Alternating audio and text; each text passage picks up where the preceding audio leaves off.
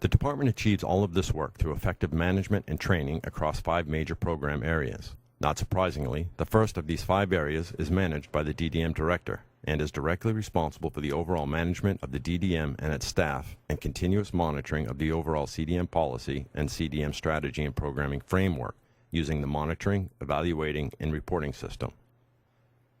The Director also participates in strategic national committees, such as the Planning Authority and environmental committees, regional bodies like the Caribbean Disaster Emergency Management Agency, SEDEMA. The coordination and management of the NEOC during activation in response to hazard events or emergencies are also managed by the Director.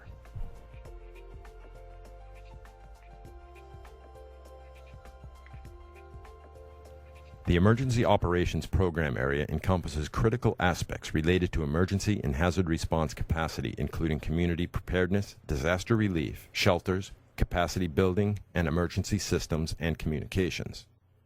Community vulnerability assessments and community profiling are conducted under this program area to identify a community's exposure to hazards and its ability to withstand and recover from hazard impacts. Ongoing management and monitoring of 32 emergency shelters and 11 marine shelters takes place under this program area. And this is actually one of our primary shelters. Our primary shelter is basically a shelter that has all the amenities of home. You have sleeping areas, you have bathrooms, showers, kitchen areas. It's going to be like your little home away from home. The DDM works closely with other government departments, non-government organizations, churches, businesses, and agencies to ensure emergency plans are put in place for the shelter, welfare, and provision of relief for persons in the territory during a disaster.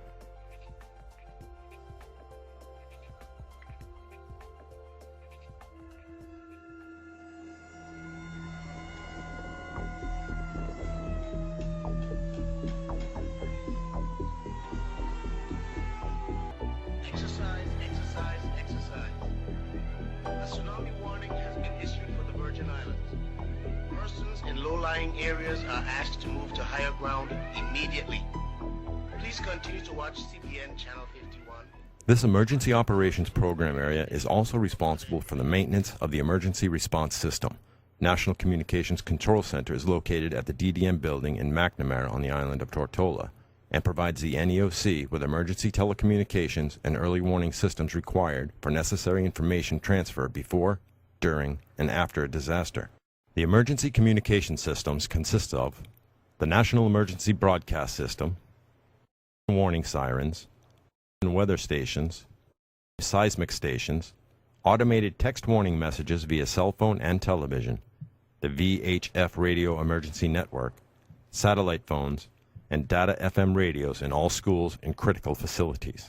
In addition, regional and international partnerships have been established and are continuously maintained with the Puerto Rico Strong Motion Program, Puerto Rico Seismic Network, and the Tsunami Warning Centers in Alaska and the Pacific.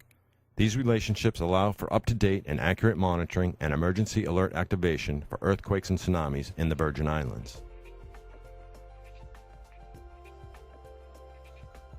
The Hazard Mitigation Planning and Development Program area involves the assessment of mapping and modeling of various hazards such as hurricanes, earthquakes, flooding, and landslides, which are likely to affect the VI. This information provides the public and private sectors with the ability to develop appropriate hazard mitigation strategies and measures in order to prevent or reduce the occurrence of a disaster in the territory. This critical program area has grown steadily over the years since the completion of the Hazard Risk and Vulnerability Assessment for the territory in 1997. The Quantified Risk Assessment Project built upon the HREP data and was incorporated in 2006. The data produced from this project is currently being used to enhance the planning and development process. The Senior Technical Planning Manager and Technical Planning Officer use the hazard data to conduct hazard vulnerability assessments and provide recommendations to improve building standards and reduce impacts from poor development and natural hazards.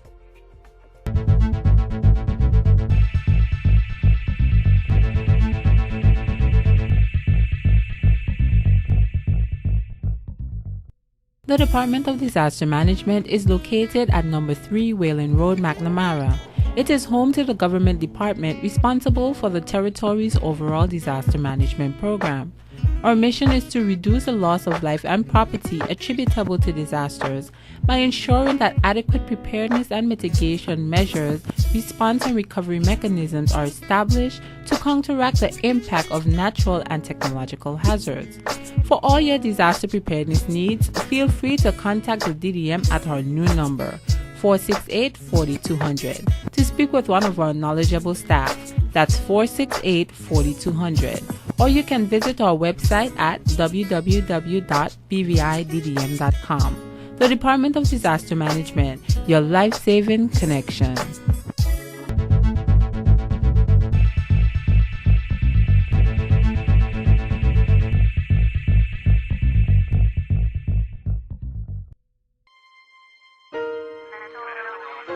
Mental illnesses might be more common than you think. In fact, 1 in 4 people are diagnosed with a mental illness every year. Those who are suffering from mental illnesses can feel misunderstood, rejected, alone. But there is a hope. Friends can play a beneficial role in the recovery process.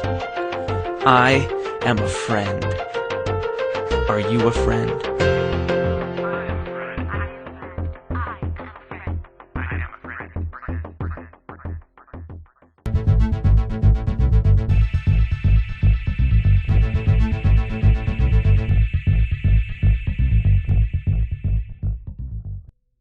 Welcome back to Focus.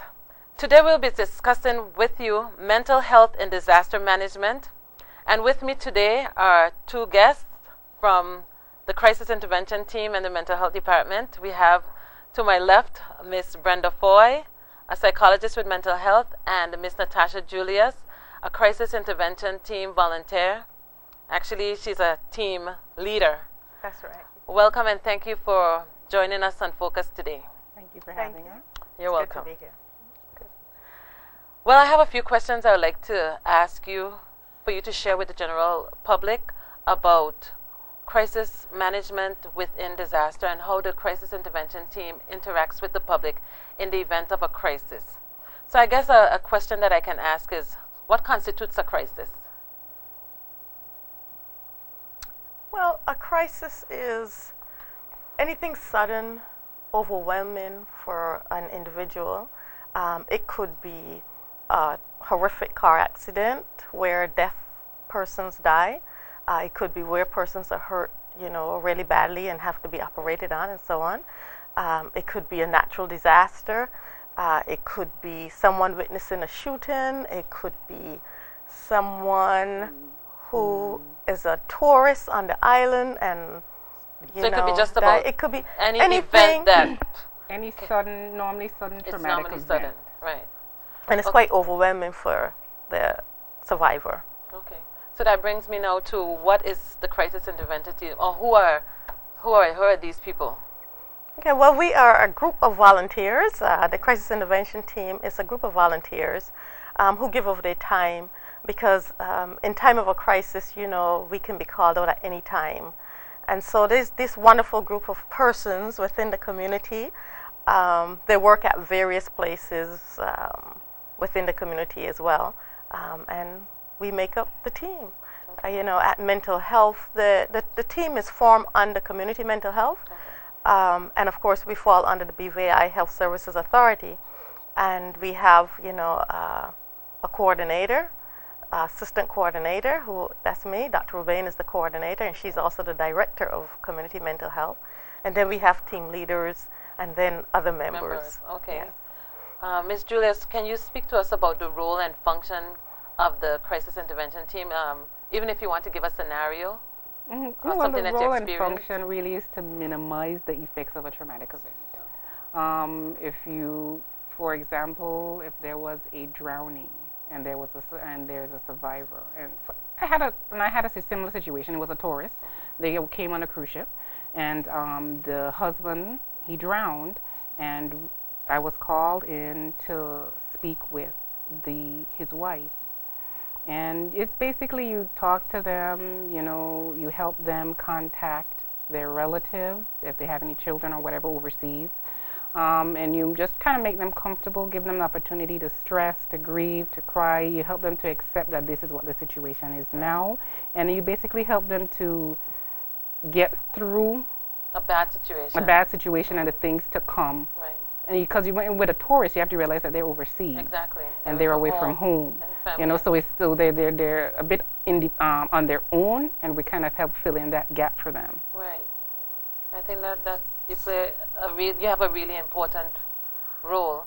Yeah. So because you know it's more of a supportive, social, emotional role that we play.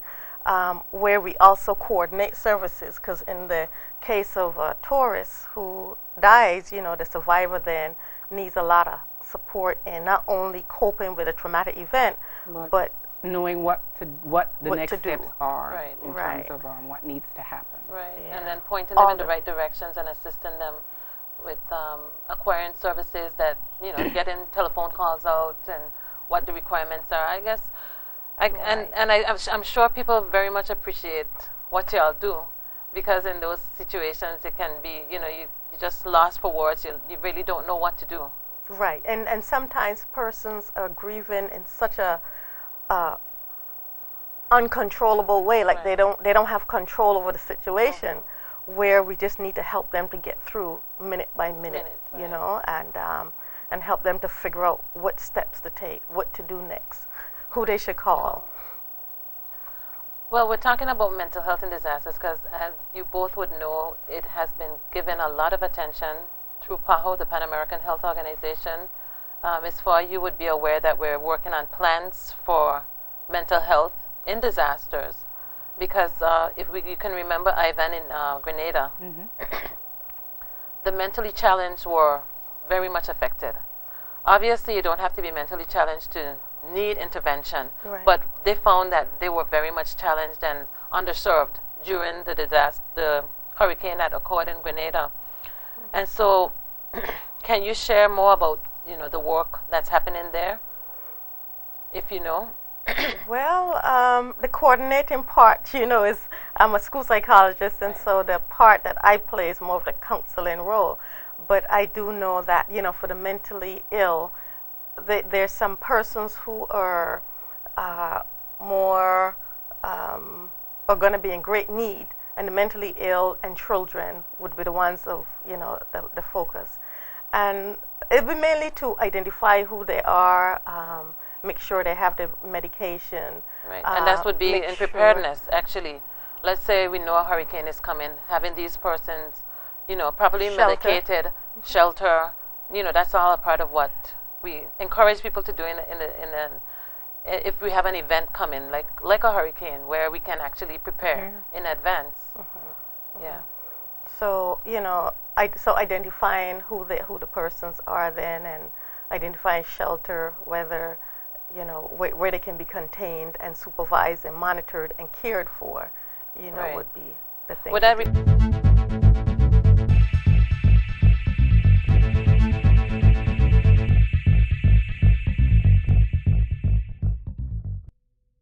Knowing the functions of the siren and emergency broadcast systems is a very important part of being prepared.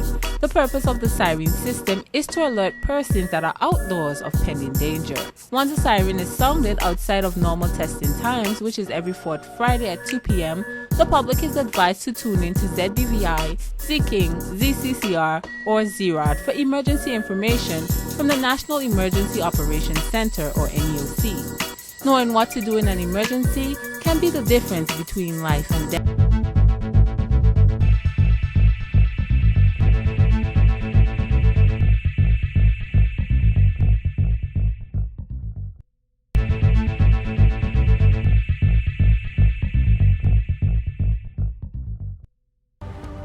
Get on the Ark! Everyone on the Ark now! I think we should get on the Ark. I agree. I think we should get on the Ark also. I'm cold, I'm wet, I'm going home.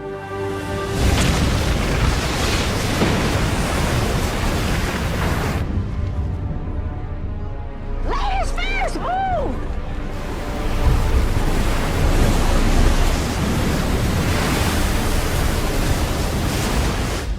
Oh my God, this is happening. This is really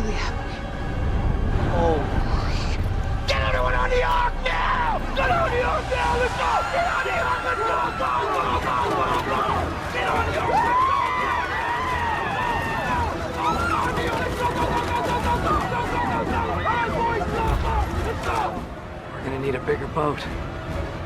Stay here with the kids.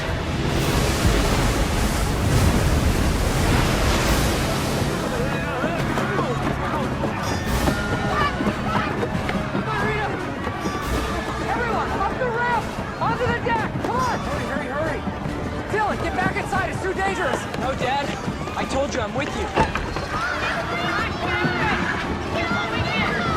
Careful, everyone! In the ark! Watch your step! Up the ramp, everybody!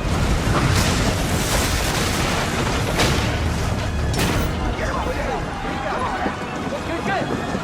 Guys, help me with the door! Get the door!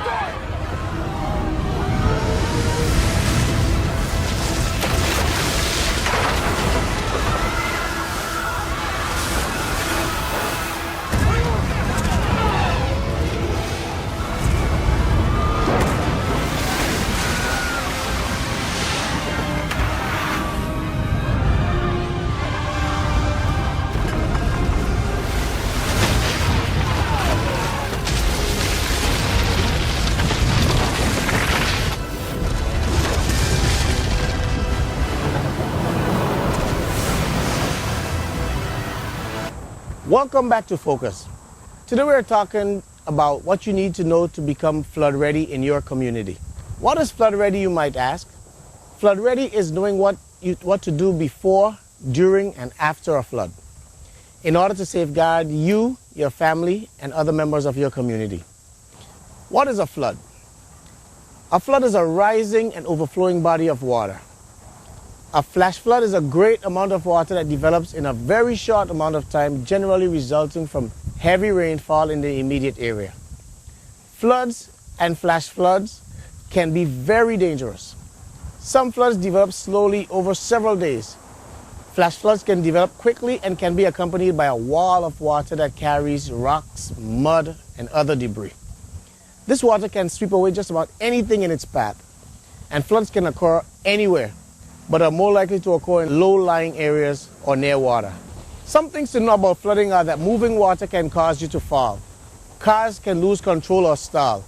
Electrical shock or drowning is possible. Standing water and mud can contain sewage and chemicals, causing sickness in humans and animals. Debris in floodwaters can cause injury or death to humans and animals and damage to property. Building and home foundations and roads can be damaged, causing weakening floors or surfaces that could collapse. In September and October of 2010, parts of the BVI experienced severe flooding that affected the economy, the environment, and human lives. In a short period, the BVI received a large amount of rain that caused great damage throughout the territory. There were damaged roads, buildings, vehicles, and collapsed or undermined walls. After an experience like this, no one should ever want to be caught unprepared.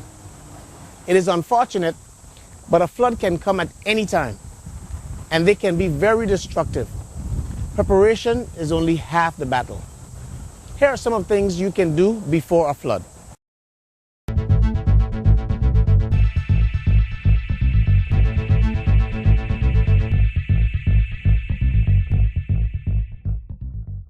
The Department of Disaster Management is located at number 3 Wayland Road, McNamara.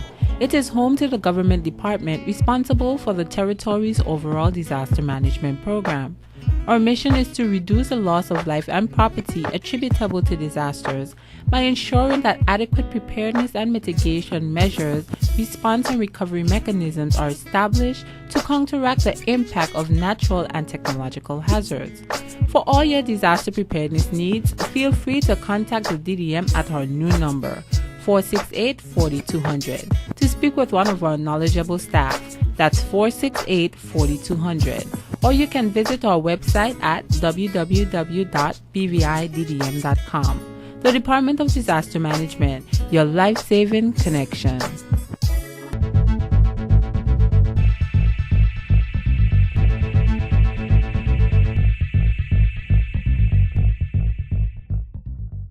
What is GIS?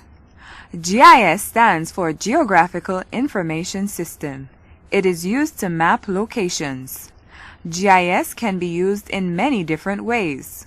For example, Placing your data on a map highlights where coral reefs or mangroves are located, if you are a conservation manager, or the location of water pipes or electricity poles, if you are a utility provider. You can update your map at the click of a button as new water pipes are laid or buildings constructed. GIS allows you to view, understand, question, interpret, and visualize your data in ways that would not be possible just by looking at data on a spreadsheet. In the BVI, GIS is used by various government agencies. The data is shared across the government through the National GIS Network, which leads to informed decision-making in the development planning process, the selection of protected areas, and the future needs of our community. This is the power of GIS. So how is GIS used? Members of the National GIS Committee, representing a broad spectrum of government agencies, talk about how they use GIS in their respective areas. Okay, the Water and Sewage Department is relatively the newest government department or agency to implement a fully functional GIS. At the department, we partake in a data collection process, which is mobile mapping. We also do database management through the information that we collect on the field. And as a result of such information, we do desktop publishing where we generate maps for our own use. At the department, both water and sewage information is collected. That's based on our networks. On the water network, we collect information from the reservoirs, the different pump stations. All the apparatus is located on the water line, such as valves, hydrants, and meters. On the sewage side of it, we collect information from the manholes, the network lines connecting to them, and also the relatively pump stations. GIS is used in the department to primarily project the data that we collect on the field. It also serves in us querying any required information that may be required of us or asked of us from the department in terms of the provision of information or essential services or just relating to the customer's needs. Information is then placed into a database, which is also shared by the National GIS with other government agencies and statutory bodies. Lastly but not least, the GIS system enables the department personnel to locate apparatuses on the system, as such speeding up our recovery time of getting hot water to the customers in the events of any water leaks or valves we may be shut or could not be located or so forth. Well, the Conservation and Fisheries Department, we manage natural resources of the Virgin Islands, and we use it to monitor habitat, and we use it to monitor habitat changes. That will be changes in our mangroves or coral reefs or seagrass or salt ponds, beaches or coastline and other areas like that. Well, we collect various environmental data.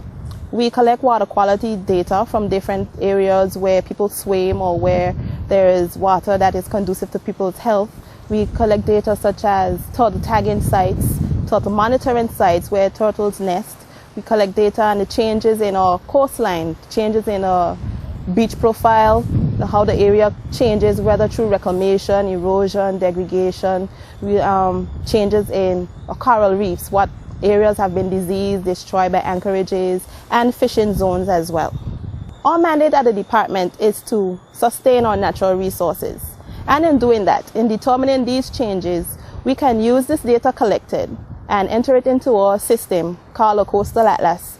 And with these layers overlaying on top of each other, we are able to determine where vulnerable areas are to degradation. So we are able to use this information to plot changes and also model outcomes of future events of these resources so that we can give this information to decision makers so they'll be able to put measures in place to help us sustain our natural environment. Our mandate is actually location dependent. That is, we depend on location to respond to emergencies. And the GIS serves that purpose in terms of giving us access to resources as well as to street and property locations. The kind of data that we collect using the GIS system is the location of hydrants, as well as those risks, those operations that might pose a risk to the community. Things that use chemicals or store chemicals or gases, those are the type of operations I'm referring to. Our mission is location dependent, and therefore what we do is we're able to locate hydrants and also the properties in quick time so that we can actually have emergency vehicles respond to incidents. And that's how we assist the public using the GIS.